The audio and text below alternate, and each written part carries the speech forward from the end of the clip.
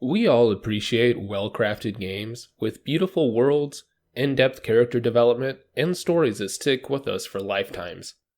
Titles like The Last of Us or The Witcher series really take our breath away, and it's hard to believe these are actually video games. Of course, on the other side of that coin are the terrible games. Games with mechanical flaws, poor development, rushed stories, filled with bugs. However, sometimes this is just what you want. We're not always in the mood to be blown away by beauty, are we? Sometimes we just want to stick a cat on the end of a gun barrel. There are nights I just feel like wasting time, and these games make the top of my list when I have nothing better to do, or I don't feel like hiding my shame for the evening. I'm Jeff from GameStinger, and here are 5 games that are so bad, they're good. Also, remember, if you like our content, to subscribe and like, and be on the lookout as we'll be giving away a PS5. Number 5. Postal II. I know some people would argue that this isn't truly a bad game. I mean, the mission system works pretty well, the mechanics aren't terrible, and the graphics aren't downright terrible either. However, what Postal II has going for it is a great time-wasting ability. When you don't feel like doing a storyline or following a mission, you can just basically play GTA on it and do whatever you want. However, if you think GTA has some bad stuff in it, let me introduce you to the Postal series. This series where you can literally pee on people, light an entire block on fire with gasoline, and even stick unsuspecting cats on the end of your gun barrel. Sounds lovely, doesn't it? This series doesn't have much in the way of substance, and I'm calling this a bad game because, well, it's pretty bad. Number 4. Redneck Rampage. This title goes back a ways, even further than Postal 2, but it's pretty terrible.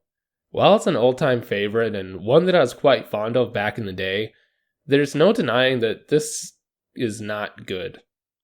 The game is a first-person shooter with a variety of weapons and levels, but has a hillbilly theme to it, primarily taking place in a fictional Arkansas town. Being an older game, as it was released in 1997, there are going to be some graphical complaints by today's standards, but there's just something unique about this game that if you jump back into it now, you'd still have some dumb fun. And sometimes that's all you need is dumb fun. And Redneck Rampage has all the dumb, redneck, alien fun you could want. Number 3. Two Worlds. This is personally one of my favorite bad games ever. I first discovered it on Xbox 360, and though I was expecting something completely different, I couldn't put the controller down. Everything about this title was broken. From the combat, voice acting, to the awful story, where the bad guy is actually just called the Taint. Yes, the Taint. However, there is still something charming about this RPG. It's like watching an old bad movie, and feeling embarrassed for the actors. You hear the voice acting and the story, and you just want to give them a hug. Yet, it all kept me hooked. Constantly, your horse will get stuck, you'll run through walls, and add as many gems to one weapon as you can, because a low-level sword that does 23 damage and 200 lightning damage, it just makes sense, I guess. It was even more fun back in the day with the online multiplayer, and while there are still ways to host privately, it's not quite the same. Though what's most surprising about this game is it warranted a sequel. While I haven't played it, I've heard it address some issues and has regular patching, but it's still pretty broken. Number 2. Resident Evil 5. I think we can all agree Resident Evil 6 is just straight bad with no redeeming qualities.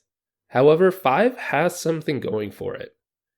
It's definitely more of an action title than it is a horror, and having to rely on your partner Sheva while she's wasting ammo and standing in the middle of zombie piles is annoying.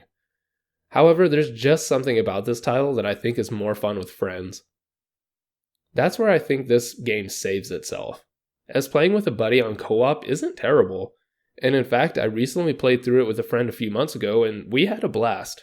It seems like fans of the series are starting to warm up to this title, but we still maintain that it's not a great game by any stretch of the imagination. It's a fun game to jump in with a friend, but playing through it solo can be frustrating, with the broken AI and unexciting story. Besides, no one gives a shit about Sheva. Number 1. Deadly Premonition. This is a brilliant work of bad game making, and it definitely helps sales. There were people snaking this title up simply because of how bad it was and the stories around it. The combat is terrible, you find glitches every minute, and the story is so complicated that people who understand what's going on should be given an award. However, it's the strange mechanics and the little nuances that make us stay in this world. Being a psychic detective, refueling your car, smoking to speed up time, it's all the little things that make it charming. There just seems to be too much happening, and the developers may have gotten in over their heads, but investigating the murder in the small town of Greenvale can be fun if you can make it through all the bugs and demons. So what do you think? What's your favorite bad game? Let us know in the comments below. Also, don't forget to stay up to date with gaming news and updates at GameStinger, and be sure to follow us on Facebook, Twitter, and YouTube for great videos, news, and gameplay.